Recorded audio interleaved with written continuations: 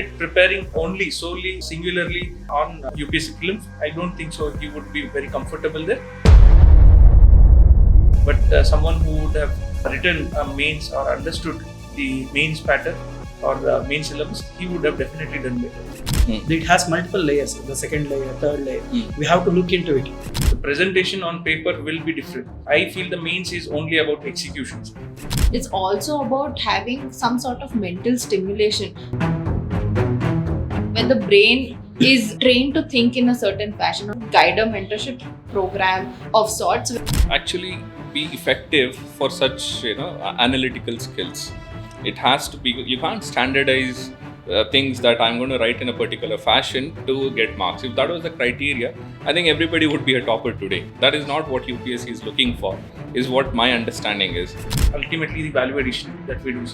And where does this value addition come from?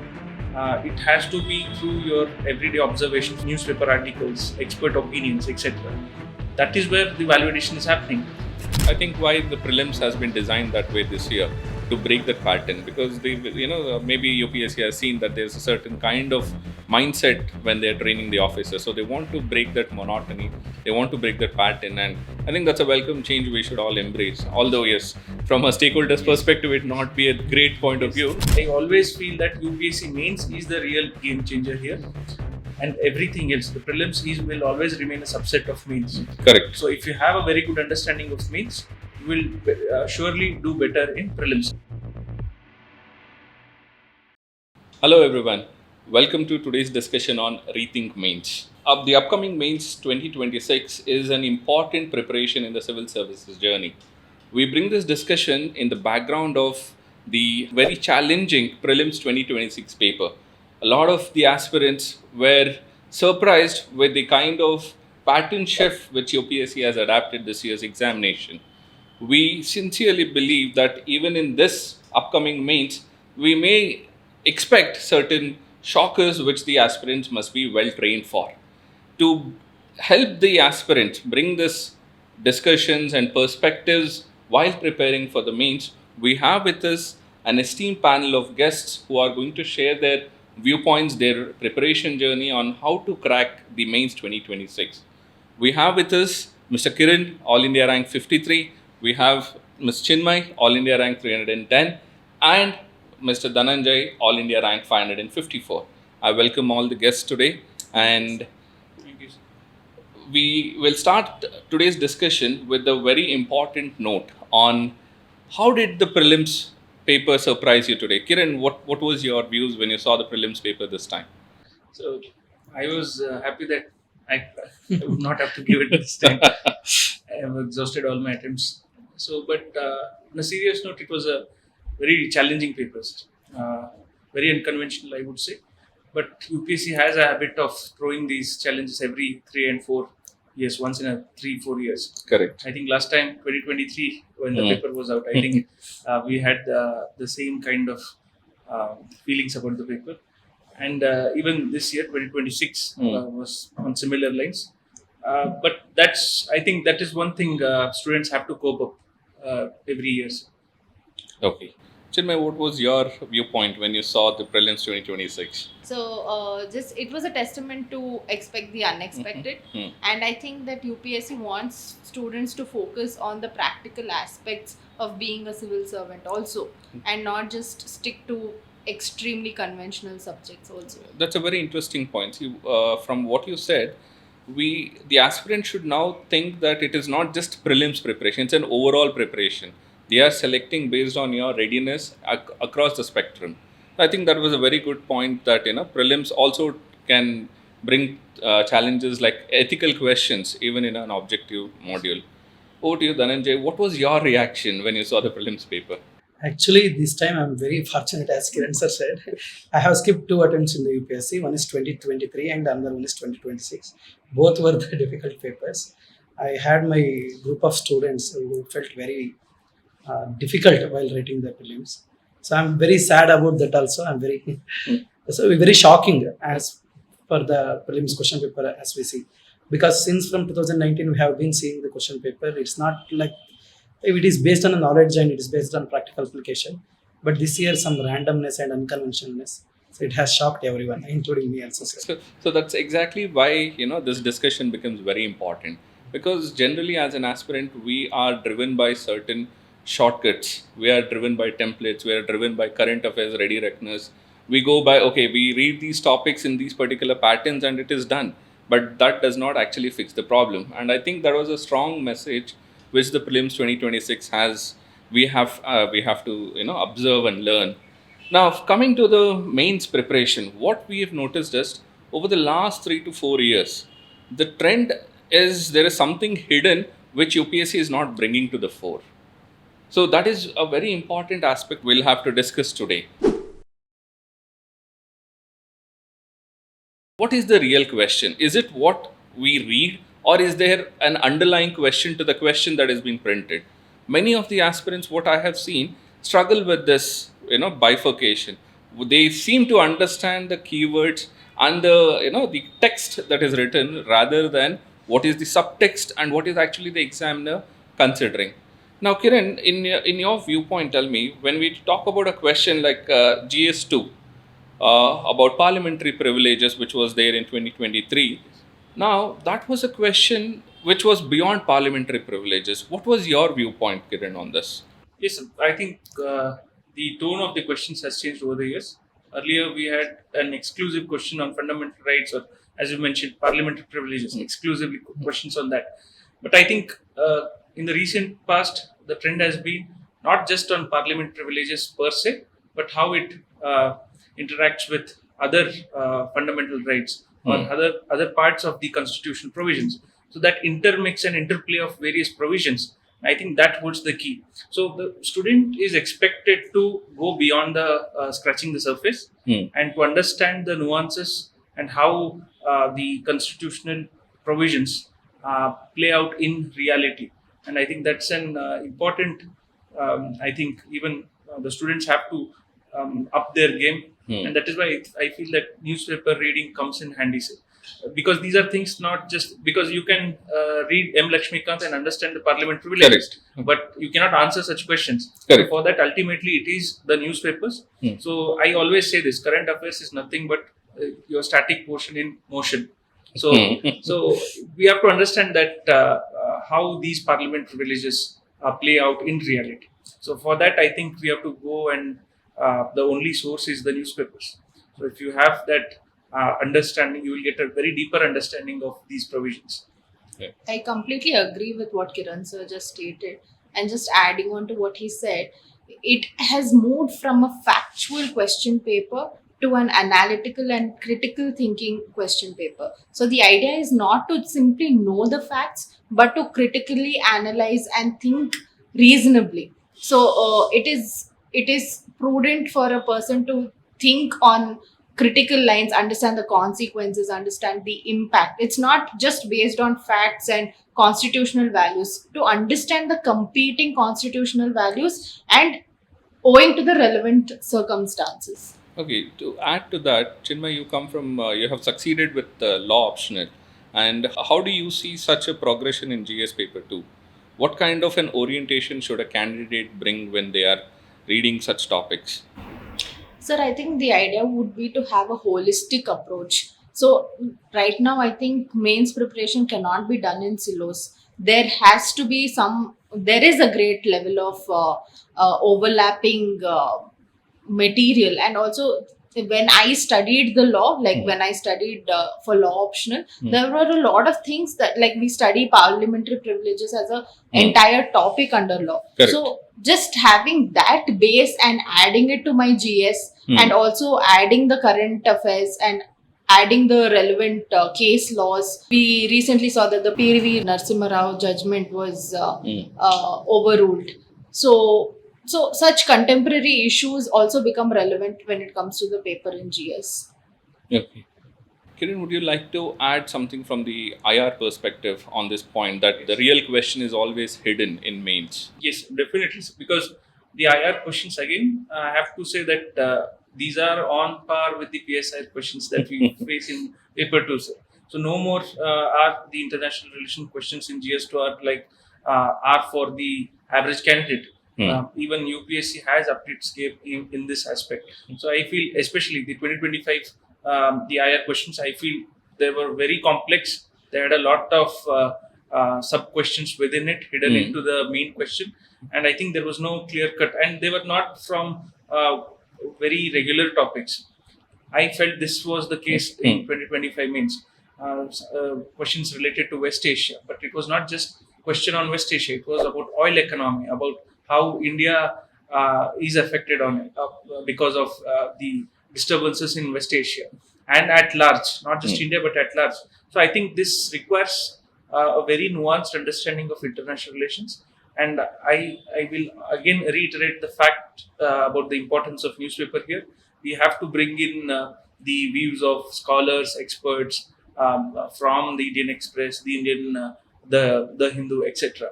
So I think books, notes are just the foundations for the various subjects, but ultimately we have to build upon it, and it can be through anything. I feel that UPSC is rewarding the analysis part rather than just the factual understanding of bilateral relations or multilateral agencies. I think we have gone past it now, sir. So, if I understand correctly, you're saying that foundation is important, the reading of those books are important, but beyond that, value addition that requires an extensive reading. Maybe newspaper reading, thinkers, scholars. That scholarly articles are going to add value to understand the subtext. Absolutely. Dhananjay, what do you think about this? How did you break this pattern of reading the subtext in a question? Sir, actually, when it comes to mains, there are two particular divisions as I observe. Generally, we'll go for a vertical division, that is introduction, body, conclusion. But there is something called a horizontal division too. When we see the question has a subparts in it. So we'll generally observe for 10 marks, there will be 2 parts, or for 15 marks, there will be 3 parts. But if we have seen the majority of the topper answer copies, reading newspaper will definitely help in those understanding those subparts. What is the hidden meaning of that text of the question? Everything we need to analyze from that perspective. If we have seen the question, we can go into just a majority of the students will see the question directly in the first layer perspective. But we have gone through, it has multiple layers, the second layer, third layer. We have to look into it. For example, in IR question, this time they asked the question on digital partnership between India and Africa. So it was a very small topic, but they asked for 10 marks or 15 marks. So we have to write 150 words where we don't have even 4 or 5 parts. So for this, we need more understanding and more reading, and along with that, a more understanding of the question too. And so, just adding on to what Dhananjay sir and you said, I think it's not just about reading the material, not just about reading the foundation books. It's also about having some sort of mental stimulation where the brain is trained to think in a certain fashion, or is trained to analyze contemporary topics in a certain fashion, wherein we don't just stick to facts, but we think one step ahead as to what will be the consequences if there is a war happening. What are the economic consequences of the war? What are the political consequences of the war? So this will happen also with discussions, and also with like a guide or mentorship program of sorts, wherein someone will teach you. Like if a person does not have adequate exposure, like such as me, so where a person will just teach you how you should train yourself to think in a certain fashion, because nowadays brainstorming is not just limited to essay. Brainstorming is required even in certain GS papers, because some questions will seem entirely new to us, so that requires brainstorming, and such things will happen only when our mind is trained to critically analyze and critically think. Along with that, sir, we have to think about which language the government is speaking also. So what tone they are using. For example, the majority of the question has related to the government policies itself. And when it comes to international relations particularly, so what are the strategies used by our government, particularly External Affairs Minister? This also needs clear understanding. So when the government speaks, or when the government ministry speaks, so that language also we need to understand better perspective about the question. So, what I hear from all of you is that templates do not actually be effective for such analytical skills. It has to be, you can't standardize things that I'm going to write in a particular fashion to get marks. If that was the criteria, I think everybody would be a topper today. That is not what UPSC is looking for. is what my understanding is. They want to look at future administrators who can think on the feet and take decisions and execute their analytical abilities, which I think is a very important point for any policy maker. All right. So the next important, what we observe is that all of us are reading the same content. If you talk to any aspirant, any number of them, they all talk about, okay, I read this institute's material, this particular coaching institute notes, but all of us read the same. You have the same points. Like if among the three of you, if I give you a particular question, you'll bring out the same points, but there are still marking differences. Now, this is among the successful candidates. Now, people who struggle in mains have a very genuine query in them that, sir, I read the same points, I retain the same points like any topper, but why my paper does not get the mark what a topper gets? What are your views on this? Kiran? To start off with, I think, sir, you rightly mentioned that all of us are reading the same material, same content, and yet when a question is thrown at us, I think most of our basic points will be similar. But what sets our answer different from the others would be ultimately the value addition that we do. And where does this value addition come from? It has to be through your everyday observations. Let's say for Indian society, the basic coaching material will only explain you certain basic about the basics of Indian society. But you have to observe around your own self, like what is happening, the changes in the social relationship, in the family ties, etc. These directly you can write as examples in the Indian society answers. And similarly, the understanding of various international relations, as I mentioned again earlier, with the use of various newspaper articles, expert opinions, etc. That is where the value addition is happening.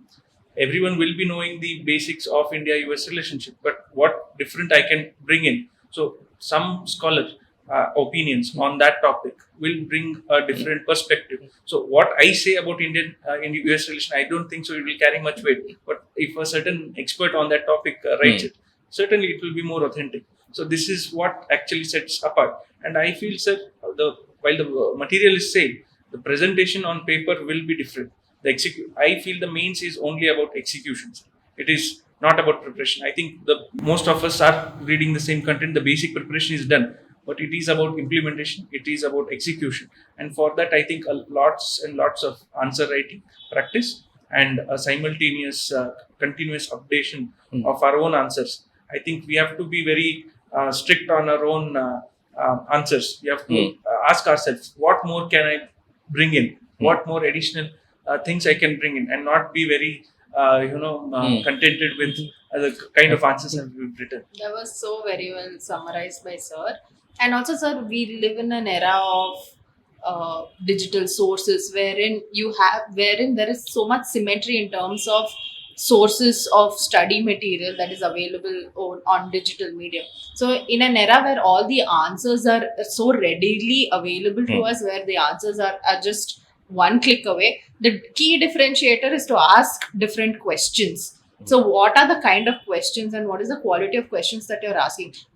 For example, you have to ask yourself, what is the example that I can write here under this ethics question for substantiating a particular point? What example do I write for integrity? What example do I write for empathy? What example do I write for attitude? So these are questions that we have to ask. And once an aspirant starts asking more and more questions, the questions also will become very diverse, and because all the answers are readily available to us. So the key differentiator also again becomes asking the right questions in this particular age, I feel. And if I could just complicate it further, I think with the coming of AI and ChatGPT, Gemini, I think the preparation is becoming even more challenging. Because I think no more students will rely on basic notes. They will just go to summary GPT notes and summary notes. And I think that will change the way we look at mains and also UPSC. I think that's I think why the prelims has been designed that way this year, to break that pattern, because they maybe UPSC has seen that there's a certain kind of mindset when they're training the officers, so they want to break that monotony. They want to break that pattern, and I think that's a welcome change we should all embrace. Although, yes, from a stakeholder's perspective, it not be a great point of view. No, I feel one generation will be sacrificed. Yes. I think 26 was that. Like, let's take an example of globalization. Dhananjay, what kind of value addition points, when we talk about globalization, we all talk about, yes, interdependence, there is cross-border trade, we talk about cultural transformations, but what kind of value addition can I bring in if I have to write? Because the kind of questions we get in globalization is completely different. Every year we're getting topics like globalization, but every question demands a different perspective. How should an aspirant train themselves for? Sir, generally, when it comes to globalization or any kind of topics from the society, we have seen in the last 4 or 5 years, the society topics have been increasingly. Uh, they have been increasing in the GS1 paper. They are asking for 90 to 110 marks within 250 marks from the society itself. So, if we see globalization or urbanization, and even in the 2025 paper, they asked about globalization too, and they asked about civil service values also in the first paper. So from the society perspective, what kind of a value addition we have to bring? So we have to learn some very impactful quotes when it comes to, for example, there is Kofi Annan quote on globalization. There is Antonio Guterres quote on globalization. These kind of quotes which are unique and which are summarizes the present condition. These kind of quotes we need. Along with that, there are some best practices in the globalization too. So there is a trend that is going on. Deglobalization is happening, reglobalization is happening, and globalization with the coming of AI, it is transforming every kind of boundaries. We have to look about all those things. So while studying all those things from that perspective itself, then only we come to know what is the best value addition we are going to write in the globalization answer. And the question are also changing from the recent trend itself. So we have to look about that too. Like So this. let me ask a follow-up question to this. Dhananjay, you've been training a lot of students. You're a mentor to a lot of students. Now, when a mentee comes to you, like, okay, sir, I'm facing this particular challenge of content. I'm exhausted. There's a fatigue in my content. What kind of suggestion would you give such a for such an aspirant? So one thing, as I said, as all of you said, with the coming of AI, we had enormous content. But the main problem is what to take and what not to take. So that is what the students are facing the biggest dilemma. So I will suggest for that, which I referred particularly. So which is the best source according to me, which I referred. So I will suggest to the student. That is my first point of view. Second one, when it comes to student, so I will, rather than focusing on more content, I will tell them to focus more on practice. So as Kiran sir himself used to write 3 papers in a day for 9 hours practice. So that's what made him All India rank 53. So that is what needed for the students also. Even since the last 3 mains and this mains, I have written 4 mains. So what is the main difference between the last 3 mains and this mains is practice. So I will convincingly tell them to write more. So practice more. That is what makes the big difference. Because this attempt also I increased 50 marks in the mains just because more practicing. So this is what I would suggest rather than going for a more content and rather than running behind, as ma'am said. So we have to ask the difficult questions for the ChatGPT also, rather than give a predicted answer for this one or give a specific answer. So we have to look into a unique aspect, innovative aspect to ask question and take the content from ChatGPT also. Okay, so using AI is not a discouraging move, but we have to be cautious about it. Yes. So maybe a student without proper guidance, without proper understanding of the process, may be in a misleading path when he takes up randomly the AI content. Now that requires some introspection for all the candidates that to how to rely on AI, because see, content is, like all of you said, it's an open source. Everyone is reading the same paper, they're reading the same books, same pages, but there is something distinguishing which Kiran and Chinmay and Dhananjay have clearly brought out, that value addition comes personal. That comes from different methods you adapt. Personally, one candidate may feel that I need to read a lot more books to bring value. Somebody may have to listen to some interesting viewpoints so that they can think. So this discussion, like the second point of the same content but different marks, I think it can be resolved once understands the previous point we were discussing regarding the subtext within the main text of the question. If somebody can decipher that and then come to a conclusion, okay, this is not what an examiner actually intends to ask. Like we were having a discussion that parliament privileges have been lasting for more than 70 years now. Why would UPSC come up again and talk about it?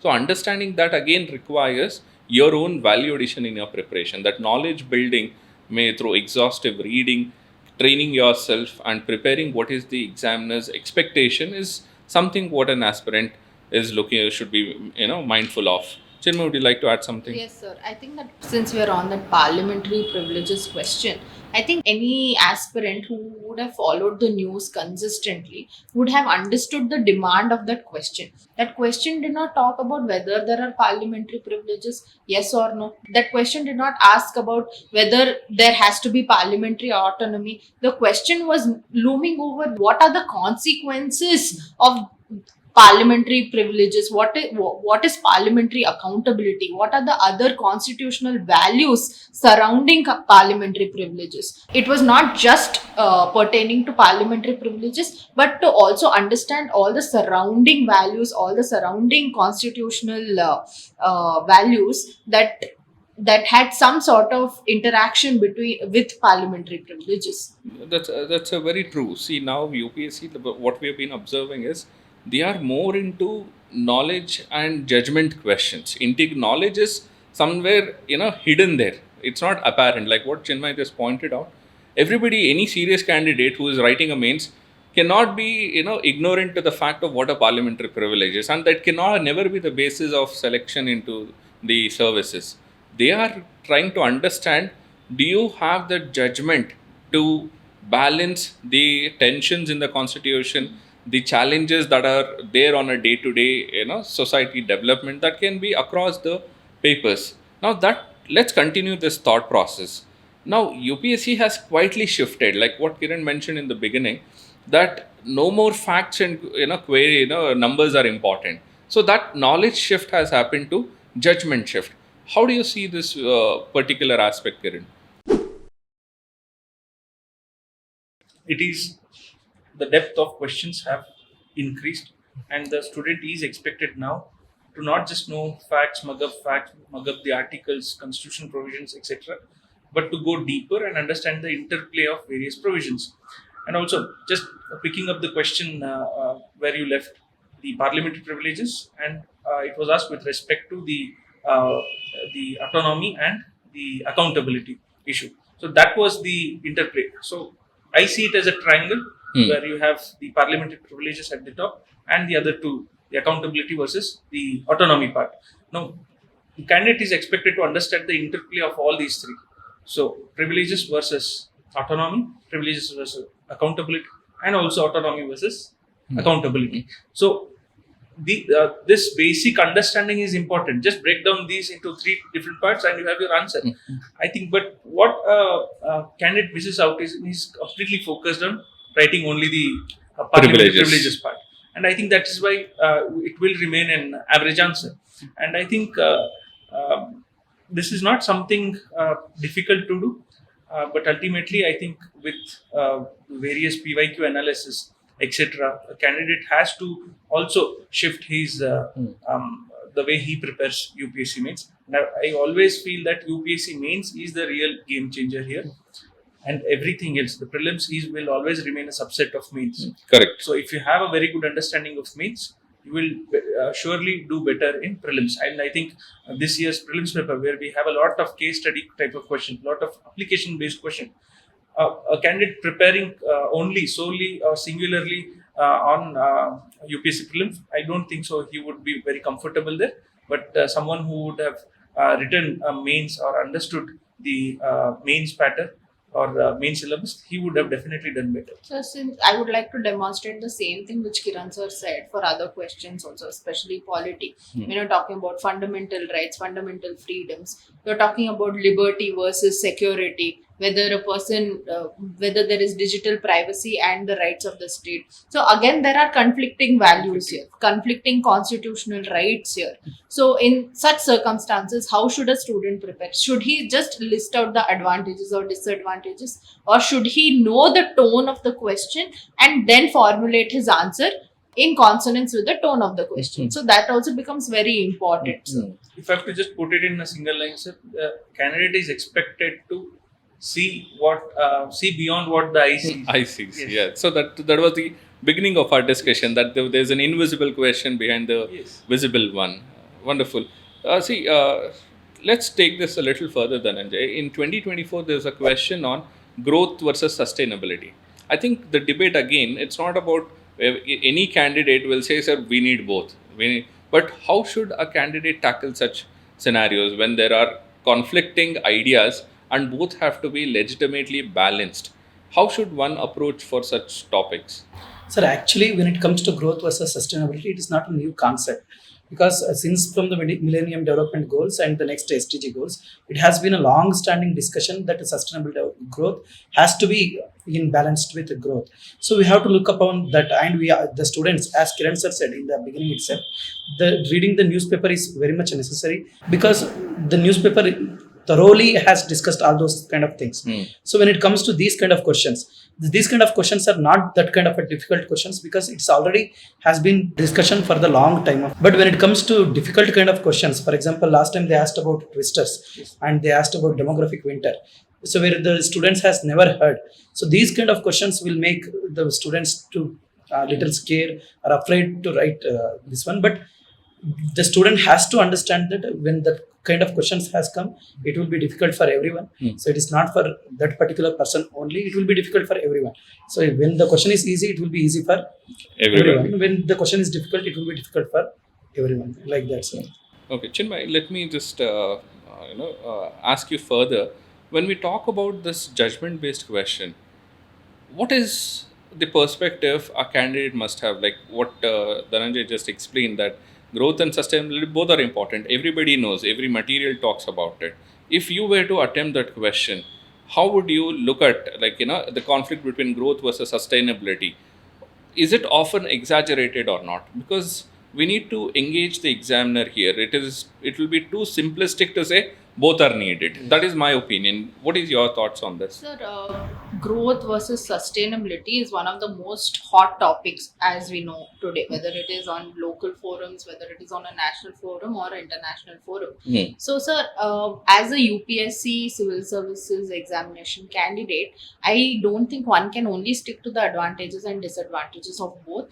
Firstly, it is for the candidate to form an opinion about this. Correct. So your answer should also reflect your opinion. It should reflect your personality. It should reflect your character also. It should reflect how you are a flag bearer of sustainable development while ensuring that the greenery stays. You also ensure that development takes place, growth takes place. So to have a very fine balance between the two is what should be reflected in the answer, sir. And as a UPSC aspirant, as if your answer reflects that in great weightage, then I think you will perform well. So if I could just draw the threads together here and draw a line, I would say, sir, UPSC wants the candidates to think like an administrator. They want the candidate to address and acknowledge the complexity of development versus conservation or sustainability. They do not want you to oversimplify and say, no, I only want development or I only want conservation. It does not reward oversimplification of complex things, rather acknowledgement of these complex things. And that is what administration is about. It's about utilizing those limited resources and ultimately reaching the national development goals without sacrificing the sustainability in the process. So I think that would be the bottom lines, to understand and acknowledge the complexities of the administration. And so this topic is not only relevant in GS papers, it's also relevant in ethics and essay. So while one feels that philosophy is your backbone for writing an ethics paper, it is not so. You have to adopt administrative realism. You have to bring in administrative realism in terms of understanding where that philosophy will apply in my answer. It should be in light of the contemporary circumstances and see where all it is realistic to apply that philosophy and then use it and adopt it in our answers. Perfect. So again, UPSC wants to test the policymaker's perspective, whether the candidate has what it takes to be part of the policy making, because every aspirant wants to be a policymaker, but what it takes, what skill set is what being tested in the mains. This is what I'm able to understand from the conversation we are having on whether judgment based questions, how to tackle them. Chinmay, what we were discussing regarding the judgment based question. Now, when we talk about theme based preparation, like we take a certain topic and frame our notes and ideas for content for the mains, how should one orient during this phase? What should be the lookouts? So, for example, you know that a theme like women empowerment is going to be there. UPSC will have women empowerment, will have themes like agriculture, women empowerment, increase in farmer income. So, all these themes are going to be there. What is new is what is coming in the newspaper, and what is new is the contemporary realities. So, adopting those contemporary realities to the existing themes is what an aspirant should work on, is what I feel. So, So in addition to that, yes, as ma'am said, there is contemporary realities that are going to add up as an additional part of the syllabus, but it is not actually an additional part of the syllabus. It's just a variations in the static part itself. For example, if we take marriage as a syllabus, it is commonly a syllabus of society that is part of Indian society, but new realities has been increasing. For example, increasing divorce rates in the society, our live-in relationships are increasing, and the Supreme Court also recognized live-in relationship in Kushbu versus Kanyamal case. So these kind of acceptance of new realities are also happening. So the aspirant, a real aspirant, should have a clear view on these topics as well. And there is a discussion on same-sex marriage also.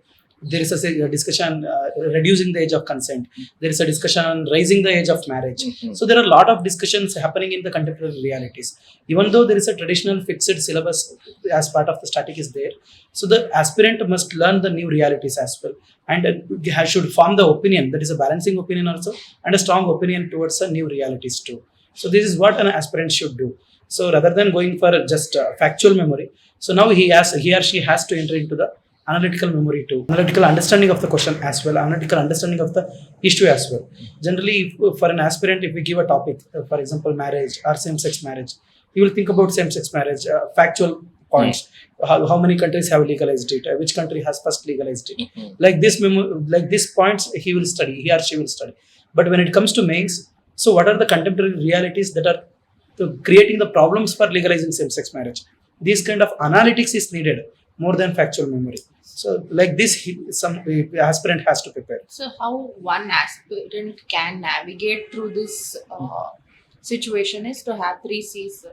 Curiosity, clarity, and consistency. Sir. Yes. For example, when it comes to women empowerment, just to be curious about what are the various terms being used in the news. For example, what is glass ceiling? So, in extension of that, something called glass cliff came. Then, how the surrogacy laws were modified.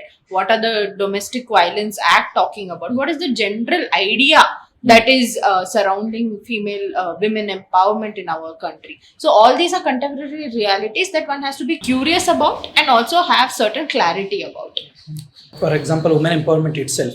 So we discuss generally when we discuss women empowerment, we in layman term we will discuss. But UN Women itself has given the definition about women empowerment with 5 points. For example, women's self-worth. She has to understand her own self-worth. She has to become role model. She has to achieve economic and social realities. So like this, there are some 5 points UN Women itself has given. So from this clarity perspective, if the student learns, so it will be very easy for him to make notes and he to make understanding and analytics about the question also. So like this new approach with the traditional approach only. There is UN Women is there, Istanbul Convention is there, Beijing Convention is there. So we have to go into that part actually. So what they are talking about the women empowerment, what they are talking about the marriage issues, what they are talking about social relations. So from this perspective also we need to learn more when it comes to mains. Okay. Anything you want to add, Kiran? So I think they've very well summarized it.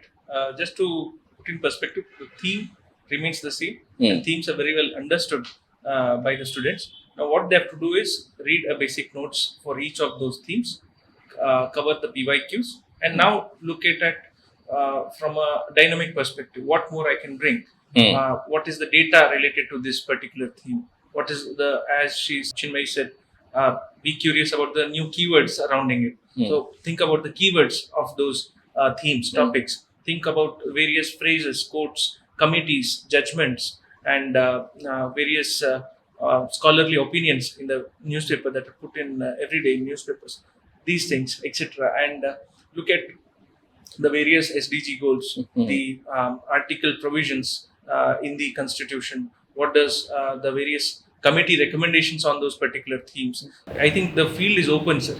I think this is where the students actually has to do the real work. So that continuous learning has to be there. So that engagement has to be there. Yes. Sir, I feel learning doesn't stop in UPSC preparation or even after one has made it to the list. Because Yes. only the way the person learns or the method changes. For example, in prelims, it's more of objective understanding. Then with mains, you become more critical, you become even more analytical. Then your learning doesn't stop even at the interview stage. The way you practice what you learn is what is important at the interview stage. How you are able to well organize your thoughts and present it is what is checked at the interview stage. So through the entire UPSC preparation, your learning doesn't stop, and then even after you make it to the list, your learning will only increase and not decrease at any point, because you have to be even more aware of contemporary realities so as to be able to do your job to the best of your absolutely. So let's take another important point which often comes up in preparation. That is the rise of the second order thinking. We have to not just read the basic, not just understand the basic, we have to go beyond, like the multi-layered discussion what we brought in. Like, I'll take an example, Kiran, for that matter. More than consequences, are important rather than the event itself. Like, for example, when we talk about quad, every candidate will know what is quad, what is the exercise that is going on. But how does the second order thinking develops in a candidate? What should one do here? What kind of introspection or what kind of readings are necessity to develop such perspective? Yes, rightly. If a topic like code is picked, an average candidate will know the various features of code, the partners therein, the genesis of it, etc. But that is not what UPSC expects. Now, code is and I think that is where second order thinking comes in, because code sits at a very complex situation between we have the US, Japan, etc. on one side, and Russia, China. it also has we have Russia, China as neighbors in the neighborhood. So the interplay again, it is the complex interplay of all these different things, and how India has to maneuver its course of action, and this is what the candidate is expected to write. So I feel, sir, this is again, it is not a very easy job to do from a candidate perspective. Yes, but yes, what can he do more as a candidate? I think that is where again the various newspaper analysis, newspaper reading, the various discussions, podcasts, etc. The external reading that you do beyond UPSC books, and I think that is what is changing. Preparation no more is limited to just coaching notes. It is what you do beyond the coaching notes or the coaching classes. So that is where I think the candidate has to invest a lot of his time and energy in understanding, getting into the minds of the experts and scholars. And I think if a candidate has continuously read a particular author or a thinker for a long time, and he will be in a position to extrapolate it further and write his perspective. So I think that is what is important, to get into the mind of an expert, how he thinks at these this complex interplay. So it is a difficult thing, but I would not say it is an impossible task, and the UPSC preparation is evolving in this direction. So, continuing that point, Chinmay, let's talk about what role a mentor can play in this particular developing the second order thinking. Is that essential, or can it be done like what Kiran pointed out, that it is a complex aspect, but still it is not an impossible? Can a mentor here fill in that, can facilitate this particular build, learning?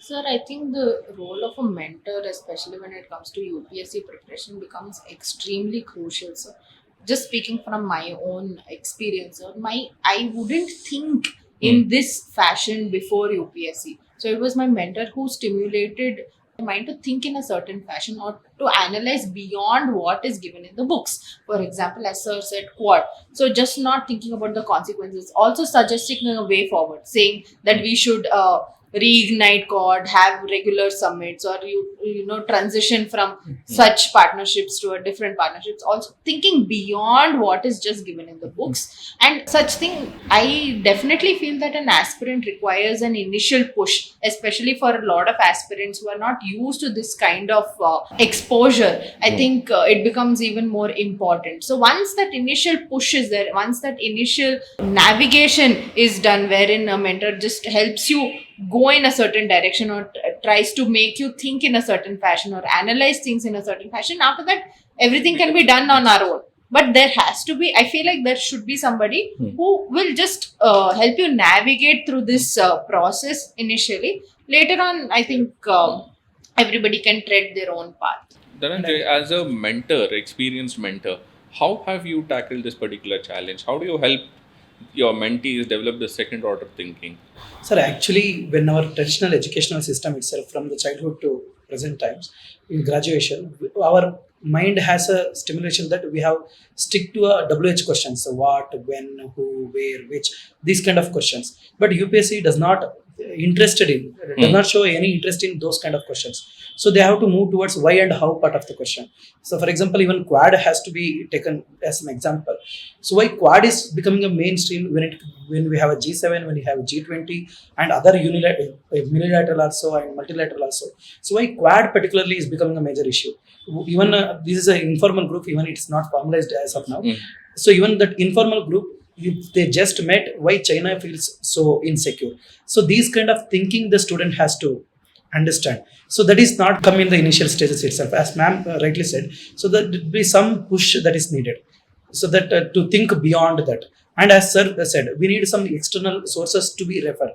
But that external source that does not have to be more analytical, PhD like kind of notes we don't need. So we need a right source, that limited source, and a balanced source.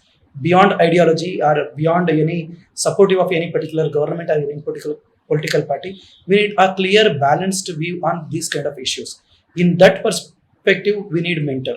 We need someone who says that which is the right guidance. So which is the right channel you have to refer. For example, when it comes to international news, so what BBC ideology has, what India first, Bharat first ideology has.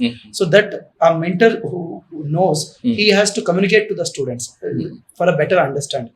So when they go beyond the UPSC also, so they have to go to the balanced way. So that one who has known, they can transfer that knowledge to the. So just adding on to what Dhananjay sir said, generally we have these peer level discussions. You have it with your other aspirants, trying to brainstorm, trying to critically analyze aspects. But the role of a mentor becomes crucial, because he will tell you what is right, what the thinking which you're adopting, whether it's right or wrong. Only a mentor will be able to tell you at the end of the day. So maybe all your peers, all the aspirants put together also, maybe they are inclined towards a certain opinion which is not the demand of UPSC. Maybe UPSC doesn't want you to think in such a fashion, or maybe it might be a narrow and less progressive line of thought also, which happens. It's natural that it will happen. So I think a mentor will steer you in the right path, wherein such mistakes can be avoided. Yes.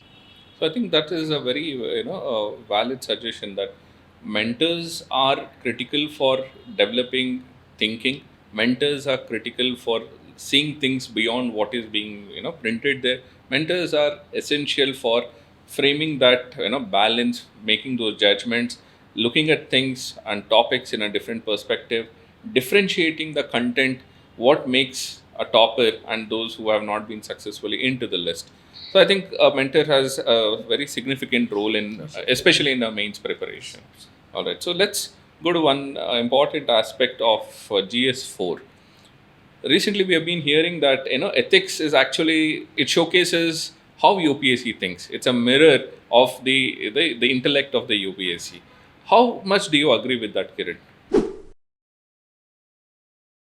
Sir, absolutely yes, because GS4, unlike any other GS papers, 1, 2, 3, it is more, I would say, more individualistic, more personal, because we can look at the same situation from multiple. You give a similar situation to 10 different people, and all 10 will have different perspective, and that's what UPSC wants. And I think there is no right and wrong here, but I would say rather that again, it is who is seeing it in a more realistic way, understanding the administrative reality that Chinmay mentioned earlier, understanding the administrative restrictions, the limitations, and then coming up with a solution where every stakeholder has some form of solution, and then arriving at some form of conclusion. So it is the ethics answers or ethics paper is not about in a very objective sense about looking at in a very objective sense, but again it is understanding the competing interests of various stakeholders and then arriving at a decision. So yes, it is a mirror to the way UPSC wants. So can we say how one looks at ethics topics and prepares can be extended, the same principles can be extended while they are considering other papers of GS? Uh, I would not look at it that way. So mostly yes to essay. Yes, there's a lot of overlap with essay and ethics. It will come in very handy. Mostly to optional subjects, fair bit. But as I said earlier, sir, GS 1, 2, 3 is more objective in nature, whereas GS 4 essay is subjective. So there is no right and wrong here. While there is absolutely right and wrong in GS 1 and 2, GS 1, 2, 3, because you cannot get a data wrong about renewable energy. All 10 cannot have a different data. Whereas in ethics, I think everyone has their own say. So just to give an example to what Kiran sir said, he said there's no right or wrong answer in ethics. There's only a good, better, and best answer. Yes. So now, if for example there is a question which is talking about majorly about integrity, and the aspirant is writing majorly about integrity in the answer, but then there is another aspirant who's not just writing about integrity, in also using the other values, in his or her answer. For example, honesty, empathy, probity, etc. So when he uses the other values or also pays attention to these sub values, his answer becomes a better answer. So there isn't a good, a right or a wrong answer, but there can definitely be a good and a better answer, and that answer can come from good to better to best with good mentorship or good guidance. Yes, and also from good to better, I would say, sir, a good answer would be where candidate is just answering it by looking at only one stakeholder and saying, I will do this, I will do this plan A, plan B, etc. He's only emphasizing on his own role there. But a better answer would look at in a much more, I would involve all the other stakeholders, conduct a meeting with the various stakeholders, understand their own requirements, and I would place this solution. And this is how I would interact. So that would change from a good to a better answer. So it is how I think a much more broader understanding of the case study and not narrowly looking at from own the thinking skills you can develop. Yes, Chinmay, you want? The case study will not directly say that what are each of the stakeholders going to do. Just a small cue from the question saying who are the stakeholders involved. Enough. That is enough for you to understand that UPSC is underlining me to answer it from the perspective of all stakeholders. So it is like another interview process itself. Ethics paper, it's like an interview process itself. So whatever, if it's a case study also, whether it's a code-based question also, so whether it's a theoretical questions also, they're judging what my perspective is, whether that person is suitable for the administration, whether that person is an ethical person, whether that person can think from multiple stakeholders' perspective, multiple directional perspective. So this is what ethics paper is also judging, but in a short span of period. I don't have much time to think also when it comes to case study, but I have to make a decision. So at least in the interview I can think for 5 seconds, or also I can ask for a minute to sir, can I respond. But when it comes to mains, it is not like that. I don't even have the time to think and formulate an answer, but still I have to write. So in that short span of a time, how an aspirant can think and write. So in this perspective, there is no right or wrong. But when it comes to case study, obviously there is a good, better, and best answer, sir. Theoretically, candidate might write the most things. Might get the most things right there. Theoretically, sir. But it is the answer does not have any. It is bereft of any administrative reality. Now it is very hollow. It rings hollow, and then that is where that is what makes an answer better if you are including all of those. I think theoretical answers and an answer that is grounded in administrative reality. That is what is UPSC. And you don't have to be look too ideal when it comes to writing answers. You have to be pragmatic also, because we have Chanakya also, Machiavelli also, along with Gandhi. So rather than being too ideal, so the pragmatic and understanding the realities, administrative realities, that is what needed. So most practical and pragmatic answer is most what expected in the ethics case study tools.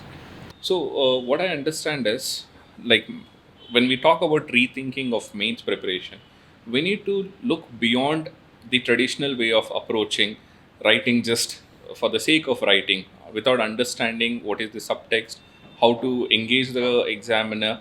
We have to develop the skill of second order thinking. We need to start balancing the judgments, the consequences, putting on our thinking hat, developing that perspective which reflects the administrative realism, which captures your opinion, as well as it also balances the stakeholders' consultation, so that multiple thinking requires beyond the ordinary reading, is what my understanding from our conversation today. So, for a candidate who's watching this today, when he talks about, okay, I have to prepare now, I want to prepare beyond the ordinary. So, what should one do, Kiran? According to you, what should be those to-do list? Yes. First and foremost, absolutely never miss on your newspapers. Be what it may, every day you have to get your newspapers, right? Read your newspapers. Especially in the Hindu newspaper, the text in context, that is a very good value addition material. And in the Indian Express, there's an explained series. Again, it's a very wonderful addition. A candidate will get a lot of value addition from there on. Personally, during mains, I had subscribed to a lot of YouTube podcasts. So a lot of insights from various economists like Professor Ashok Gulati or Shamikha Ravi, etc. And for IR, a lot of insights from C. Rajamohan sir or Suhasini Haidar. This would give a lot of insights from an expert point of view, which would be not an average candidate or any other candidate would get. So that would definitely bring my answers to a different level, and I would be rewarded. So these are some things. Apart from that, if a candidate is interested in reading a lot of books, I think he can also read a lot of fiction and non-fictional books. Fiction books will come in handy in the essay and ethics, and non-fiction will help in value addition in GS 1, 2, 3, 4. As Kiran sir rightly summarized, we need to go beyond books also, sir. For example, editorials, he said. During the interview preparation, particularly when I start my interview preparation, I will subscribe to the all English editorials, so that there will be some all newspapers editorials will be summarized that. There will be some 10, 12 editorials. They will give a clear picture about it. For example, Ashok Gulati sir and Vivek Debroy. So when they write C. Rajmohan sir, so we will have a clear picture about so what is the completeness of that topic, any particular topic, so how completely we have to understand. So this we can see. And when it comes to essay also, there will be lot number of the non-fictional books and fictional books that will help. For example, in one of my essay I wrote about Charles Dickens' One Child Story, and in another ethics example I have written Raskolnikov from Crime and Punishment. So these may be the fictional books that I have read in somewhere, so but it will help in essay and ethics answer also. And majority of the students are using Argumentative Indian by Amartya Sen sir, Atomic Habits, Alchemist, these kind of novels, and the movies like Dead Poet Society, Shawshank Redemption, these kind of movies also, and Three Idiots. So these kind of movies also, they are helping in the essay and ethics. This are innovative or a new kind of introduction can also be written from these kind of books. And when it comes to YouTube channels, there is walks that will understand the small issues in a very elaborate way. TED Talks, they will give a different perspective. And podcast of the ministers, administrators, Raghuram Rajan sir. So these kind of podcast, they will give a clear understanding about the topics. All the topics when it comes to standard books and the coaching materials, we have looked from the perspective of a linear perspective, not from the complex perspective. So while reading or listening to these kind of non-fictional books and a podcast, we will understand from the multiple perspective. So what is the true reality of that topic? What is the application of that topic in a present world? So that is what needed when it comes to UPSC, sir. Rather than strictly studying from the one coaching perspective or material perspective, we have to go beyond that also. So And that will definitely help. Just adding on to what they said, one particular source which played a huge role in my mains preparation was also toppers copies. Yes, For yes. example, my mentor's copies itself was so good that I would take look at it and I would keep reading it for different subjects so as to understand how to write the answer and how to think differently. So toppers copies have also played a great role in my preparation. So standard sources maybe like 50%. Other than that, we have, so for example, for somebody who reads the newspaper but is unable to critically analyze or think, he or she can even resort to YouTube for daily news, Hindu newspaper analysis. So by hearing someone critically analyze the news, he or she will start or learn how to do it on their own. So YouTube sources, podcasts, as Dhananjay sir said and as Kiran sir said. Adding to that, even toppers copies become very Toppers very copies important. are very much important, sir. This journey, we don't know how mains will look like, how the marks will be given, but toppers copies will act as a relevant sources for how to write a better answer and brainstorm before.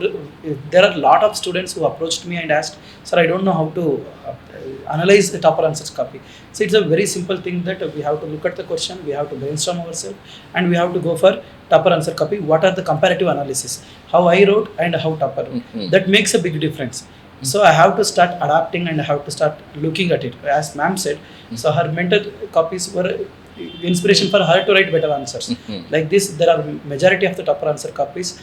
So it will give a better structure for ourselves also, for the improvements. And the minute improvement in the mains is very much necessary. For example, 0.5 marks increase in one question may lead to 40 marks increase in all 4 papers.